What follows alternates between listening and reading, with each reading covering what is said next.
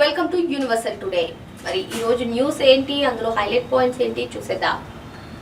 ఇంటికో కదా తాగునీటి వ్యధ, పనులు మానుకుని నీళ్ల కోసం పడిగాపులు, డ్రమ్ముల్లో నిల్వ చేసుకుంటేనే రోజు గడిచేది. అనేక చోట్ల ట్యాంకర్లపైనే ఆధారం. బాలరిష్టాలు దాటని తాగునీటి పథకాలు, ప్రణాళికలు దాటి ఫలితాలు వచ్చేదెప్పుడో.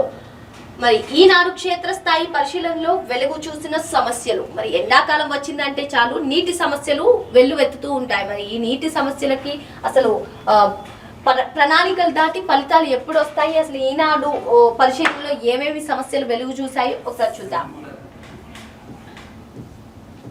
నిత్యం ఇంటిల్లిపాది కూలి పనికి వెళ్తే తప్ప పూట గడవని కుటుంబాల్లో ఒకరైనా తాగునీటి కోసం ఇంటి పట్టున ఉండాల్సి వస్తోంది.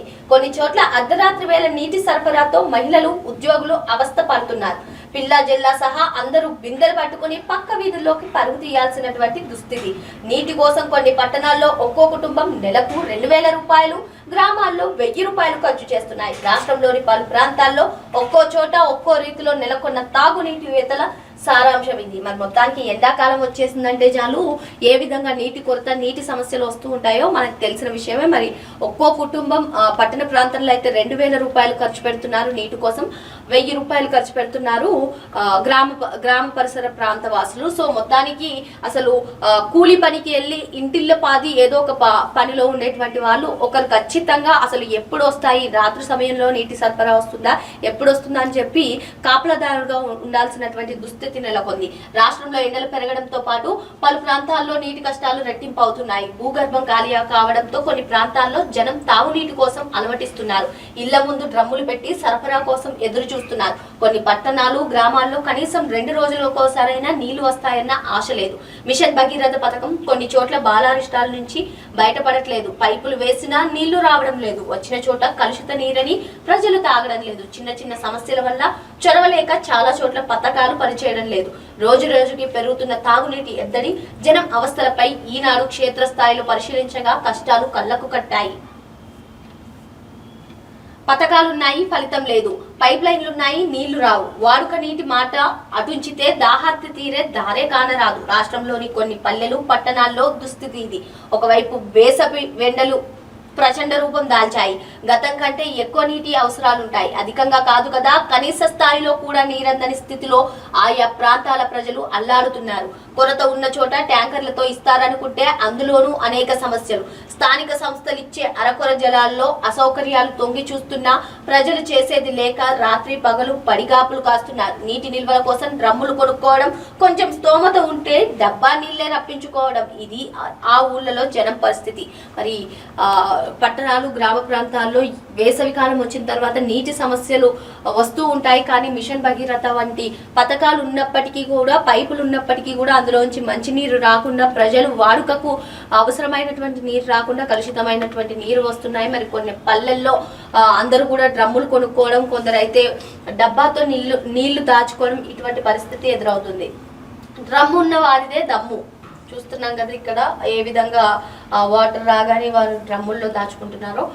మెదక్ జిల్లా నర్సాపూర్ పట్టణంలో 4వ వార్డులో తాగునీటికి కటకట నెలకొంది. మంజీరా నీరు ఎప్పుడు వస్తుందో, ఎప్పుడు ఆపుతారో తెలియదు. వడ్డెరవాడ, ఎరకల బస్తీ, బుడగ జంగాల కాలనీలో నీటి నిల్వ చేసుకున్న వారిదే అదృష్టం. కూలీ నాలి చేసుకోగా వచ్చిన సొమ్ములో కొంత నీటి నిల్వ కోసం డ్రమ్ముల కొనుగోలుకు వెచ్చించాల్సి వస్తుందని స్థానికులు చెబుతున్నారు. వేలాపాలా లేకుండా వచ్చే నీటిని పట్టుకోవడానికి పనులు మానుకుని ఒక మనిషిని ప్రత్యేకంగా ఇంటి వద్ద ఉంచి వెళ్తున్నట్లు పట్టణానికి చెందిన రవికుమార్ తెలిపారు. 2 రోజులకోసారి వస్తే గొప్ప. సంగారెడ్డి జిల్లాలోని ఇంద్రేశం బల్దియాలో తాగునీరు 2 రోజులకోసారైనా ఇవ్వడం గగనమవుతోందని స్థానికులు వాపోతున్నారు. వీకస్ కాలనీలో అరకొరగా సరఫరా చేస్తున్నారు.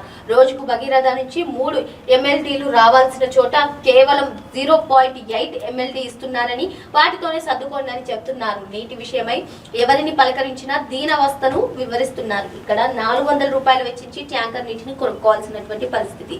మరి మొత్తానికి ఇంటి దగ్గర ఎవరో ఒకరిని ఉంచి వెళ్ళాలి, లేదు అంటే అసలు రావాల్సినటువంటి నీళ్లు రాకుండా అందులో సగం కాదు అసలు మరీ దారుణంగా నీళ్లు ఇస్తున్నారని చెప్పి పలు ఎవరైతే ఈనాడు క్షేత్రస్థాయిలో చేపట్టినటువంటి సర్వేలో తెలుస్తున్నటువంటి అంశాలు. ఇక్కడ ఊరాలి, అక్కడికి చేరాలి. సంగారెడ్డి జిల్లా జహీరాబాద్ నియోజకవర్గం న్యాల్కల్ మండలం రాఘవ్పూర్ లో నీటి కోసం భగీరథ ఇంటేక్ వెల్ వద్ద పూడిక తీయిస్తున్న అధికారులు వీరు. మంజీరా నదిలో నీటి మట్టం తగ్గడంతో ఇంటేక్ వెల్ కు నీళ్లు అందడం లేదు. అందుకే వెల్ వద్ద పూడిక తీయడం, నీరు ఊరిన రోజు పంపింగ్ చేయడం షరా మామూలు అయిపోయింది. జహీరాబాద్ డివిజన్ లోని జహీరాబాద్, న్యాల్కల్, జరాసంగం, కోహీర్, మొగుడంపల్లి, రాయకోడ్ మండలంలో తీవ్ర నీటి ఎద్దడి నెలకొంది. 15 రోజుల నుంచి సరఫరా లేదు. 100 గ్రామాలకు సరఫరా లేనేలేదు. ఇక్కడ ఊరి అక్కడికి నీరు ఎప్పుడు చేరుతుందా అని చెప్పి కళ్ళకు కాయలు కాసేలాగా ప్రజలందరూ చూస్తున్నారు. మరి ఇక్కడ సంగారెడ్డి మండలంలో చూసుకున్నట్లయితే, సంగారెడ్డి జిల్లాలో చూసుకున్నట్లయితే పలు గ్రామాలు, పలు మండలాల్లో పరిస్థితి ఏంటి, 100 గ్రామాలకు సరఫరానే లేదు అని చెప్పారు. 4 అంటే 4 బిందులు. అసలు ఇక్కడ చూస్తున్నాము మనము, వారానికి ఒకసారి ఇస్తాను తాగండి. మరి మొత్తానికి పరిస్థితి సంగారెడ్డి జిల్లాలో చూసుకున్నట్లయితే అసలు 2 రోజులకు వచ్చే వాటర్ని వారానికి ఒకసారి ఇస్తాను తాగండి అంటూ అధికారులు చెప్తున్నారు. ట్రాక్టర్ వస్తేనే దాహార్తి తీరేది. మరి ట్యాంకర్ ఎప్పుడు వస్తుందా అని చెప్పి పలు జిల్లాల్లో, పలు గ్రామాల్లో అందరూ కూడా వేచి చూడాల్సినటువంటి పరిస్థితి. తీరా వేచి చూసిన తర్వాత ట్యాంకర్ నీళ్లు అందరికీ కూడా సరిపడినటువంటి పరిస్థితి.